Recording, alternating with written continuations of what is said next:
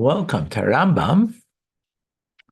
We are continuing with the laws of the Holy Temple, in particular, Tmidim Musaf in chapter, from yesterday. Give me a quick moment here. Here we go. Chapter 9. Just one moment.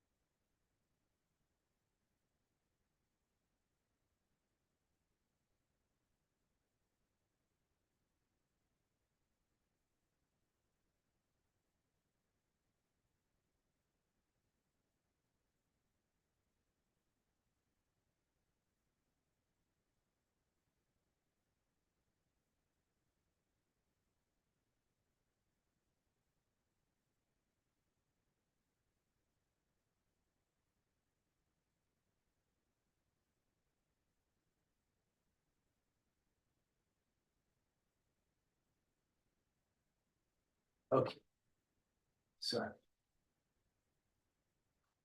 Sorry, folks. Okay, so the first halacha on the first day of Tishrei, which is Rosh Hashanah, and it's coming up for the additional offering of the day. So you have the daily offering, of course, right? And then you have the additional offering. That's called Musaf, and that's where there's a Musaf on Rosh Hashanah that we pray based on this. We offer a bull, a ram, 7 sheep as a burnt offerings, and a goat as a sin offering. This is the additional offering of the day, aside from the additional offering of Rosh Chodesh, because it's also Rosh Chodesh, you have to bring for Rosh Chodesh. It's offered in every Rosh Chodesh. Therefore, the day fell on Shabbos, 3 additional offerings were brought. The additional offering of Shabbos, the additional offering of Rosh Chodesh, and the additional offering of that day, which is Rosh Hashanah. Right. What is the order in which they offer? First, they should offer the additional offering of Shabbos, then the additional offering of the new month, and then the additional offering of the festival, meaning Rosh Hashanah. The rationale is that any offering brought more frequently than another takes precedence over the other ones, right? Tadir, the inner tadir kaidem, that which is regular comes first, which is an interesting idea because sometimes you would think that the novel thing should come first. And Rosh Hashanah's novels, so that should come first. Nope.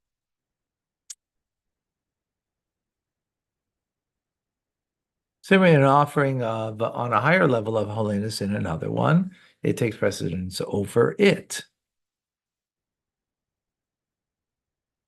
So if one has a choice of an offering that is brought more frequently and one that is a higher level of holiness, one may award precedence to whichever one desires.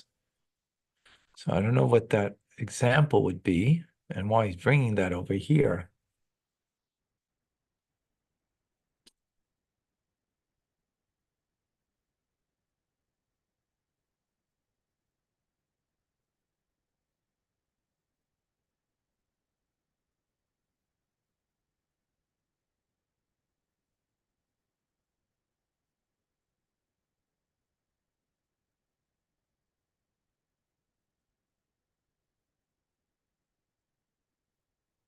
So I don't know what the example in the case. A sin offering, because it brings atonement, so it's greater, for example, but that's not the instance here. Okay, number 3. If one transgressed and slaughtered an animal for an offering that was not brought more frequently, or one that which is a lower level of holiness, first one should offer it on the altar and then slaughter the one brought more frequently or the one that was on a higher level of holiness. Okay, so it was not done in the right order. Okay, go ahead and continue and do what you got to do. Number 4, if the two animals were slaughtered at the same time, one should stir the blood of the one that is less frequent or less holy until the blood of the one that is more frequent or holy are sprinkled on the altar. Okay, so they've done it at the same time now. So the one that's holier or the more frequent, you got to do that first. So that means you've got to stir the blood because I'm truthfully, I don't understand exactly how this works on a physical level because we're worried about the blood coagulating, right? But I mean, how long does it take? You're not standing that far from the altar that you're going to go bring the blood to the altar that it should coagulate, right? That you got to stir it because it's going second, it's going after, right? But I guess if you stir it just in case it might, and because it needs to be liquid.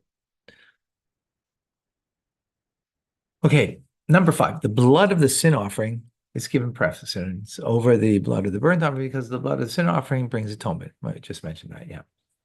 The offering of the limbs of the burnt offering take precedence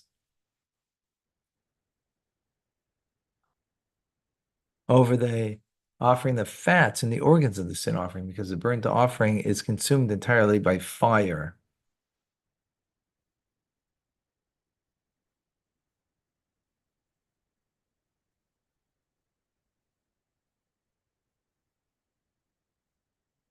As it's consumed by fire, so therefore it's considered holier.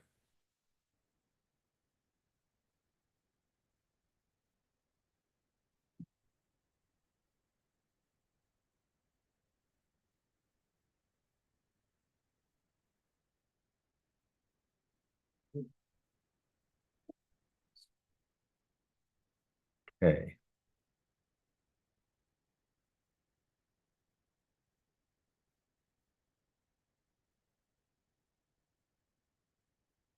If one must choose between the blood of the sin offering and the limbs of the burnt offering, one may give precedence to whichever one desires.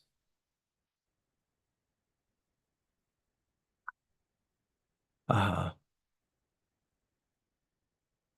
since each of them in positive quality, neither is considered as holier than the other. Right? One's bringing atonement, and one is because it's consumed entirely by the fire, so it's got a holiness to it. Similarly, if one must choose between the blood of a burnt offering and the fat and the organs of the sin offering, or the blood or the of the burnt offering and the blood of the guilt offering, one may give precedence whichever one desires. Okay, a sin offering takes precedence over a burnt offering. Even a sin offering of a fowl takes precedence over a burnt offering of an animal. As it states, and you shall offer the sin offering first. This is a general principle, teaching that. So I'm not clear. We just said here that burnt offering, the limbs of the burnt offering, and the blood of the sin offering.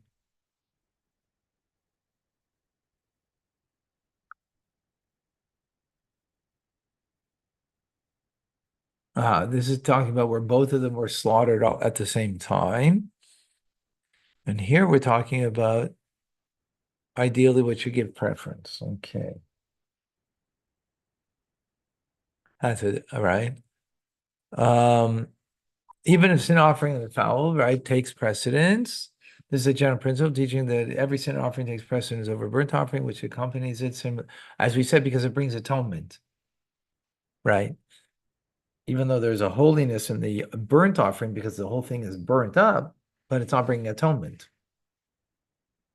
Similarly, when setting aside animals for sacrifice, and one should set aside the animal to be offered as a sin offering.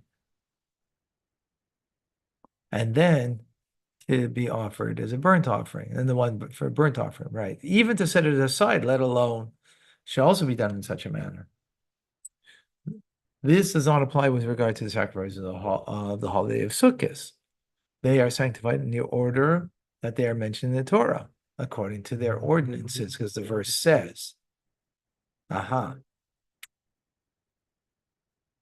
I guess regularly it doesn't say that. What is implied? At first, the bulls should be offered, after them the rams, after that the sheep, and after them the goats.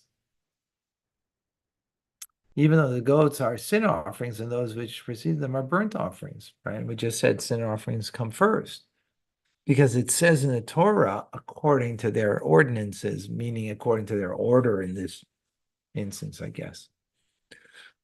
Similarly, with regard to the burnt offering of a bull and the sin offering of a goat, the community brings to atone for inadvertent transgressions or prohibitions against the worship of false deities.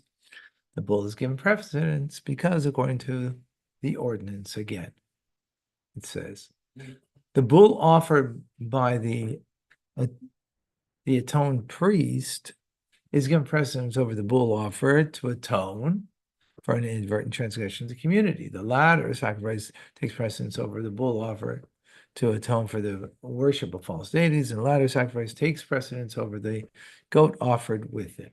Even though the bull is a burnt offering and the goat is sin offering, the bull is given precedence for it is the order of the verses in the Torah. Okay.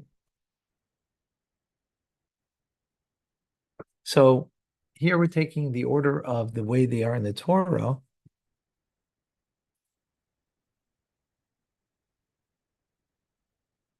In other instances, because we don't have an order in the Torah when it comes to the burnt offering or it comes to the sin offering. Here we're talking about a holiday off. Maybe I misspoke. I don't know. Because maybe it doesn't say kimishpatam according to their ordinances, meaning according to, which includes the order, I guess, the way it's written in the Torah. That's what I'm understanding. Okay, a goat brought to atone for idolatry takes precedence over a goat brought by a king. The king is one individual. The goat brought by a king takes precedence over the she-goat that's brought by an ordinary individual. The she-goat brought by a private individual has precedence over a ewe, even though they are both sin offerings. For the she-goat is fit to be brought to atone for all sins for which one is liable for karis, for which the sin offering is brought. And for the ewe may not be brought to atone for inadvertent transgressions of a prohibitions of idolatry. So it's not as severe. Okay. I realize the time. I can't continue now. Thank you, Rabbi. Thank you. Have a good day. Well, everybody, thank you.